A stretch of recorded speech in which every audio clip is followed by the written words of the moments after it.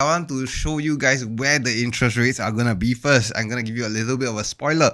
If you look at the federal fund rate, it's projected to reach 3.4% by the end of the year, which is double. Standard disclaimers apply. Do your own due diligence. Here is my research. To kick the research off, let's start by talking about food inflation. The food inflation has been risen up to 10.4%. This is the biggest ever since February of 1981.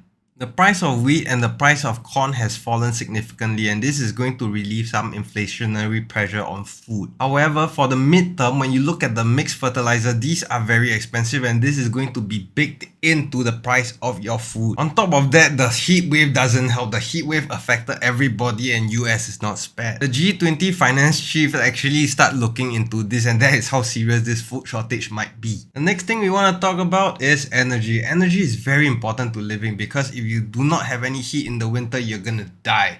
Okay, so energy prices for the US has increased for several quarters. This number almost looked ridiculous, 41.6% increase over last year. So what we can see here is that price of crude oil is no longer trending upwards. The same goes for the Brent crude oil, okay? The Europeans are not out of this yet because their primary supplier used to be Russia. Europe is gonna go through a very serious energy shortage because their winters are coming and their winters are damn cold. It doesn't help that the US dollar properly appreciated against the euro. At a point of time, it was 1-to-1, guys. So if they were to go ahead and buy oil right now, it's going to cost them $1 instead of a few cents last time. Let's start understanding the US consumer because there is a possibility that this recession could be consumer-led. Okay, the US consumer sentiment has increased from 50 to 51. Let's hope that this is the flaw. The consumer spending has been increased. The personal savings rate increased very insignificantly. The US unemployment rate is 3.6%. That is a very nice number. However, this chart over here is going to question the unemployment data because if unemployment data is already so low at 3.6, why is the jobless claims increasing? Good thing, however, is that their wage increase is higher than the inflation.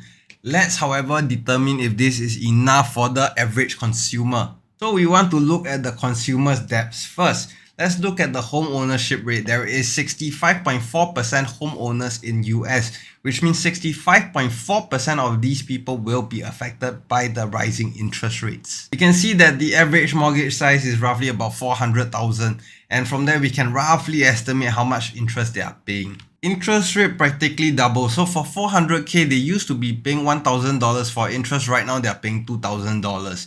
That is a 100% increase. The US credit card accounts actually tell us very much about the US consumer. In this current environment, why would you want to take up a credit card loan?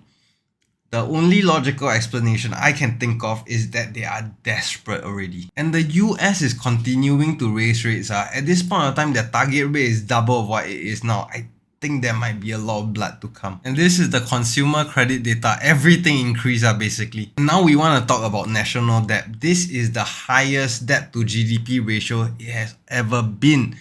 This sucks, especially when you are raising rates. These loans used to be cheap, now it's going to be so much more expensive. Now for the hot topic, interest rates. At this point of time, the federal fund rate is looking to increase.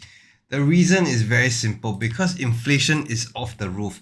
We thought that it would have tamed itself down, however, it actually expanded again to 9.1%. But there are a lot of other indicators such as the lowering of petrol, lowering of food that is causing the Fed to think twice about increasing 0.75.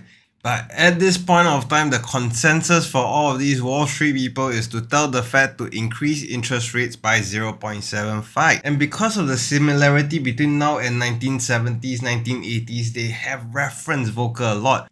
So Paul Volcker actually engineered two massive but very brief recessions. So back in 1980s, these two massive spiked at 20%. Yeah, that's Volcker. And here is the U curve. It has been inverted and it has continued to be inverted. And this is what happens to inverted U curves. Inverted U curves are known as a leading indicator to a recession. Because of all of the data that I presented so far, the next FOMC meeting is going to be very exciting to say the very least. Federal fund rates are only going to taper off in year 2024. This means that we are looking at a 2-year high interest rate environment. And now let me conclude. As what we see in the forward guidance in the Federal Reserve, the interest rates are not looking to taper in 2023. However, they can change their thing lah. Okay, the soft landing is very challenging for them, according to Jerome Powell. And if you don't land soft, that's a recession. Okay, the yield curve inversion and consumer data tells me that there are so many signs for a recession. I believe there might be more blood to come.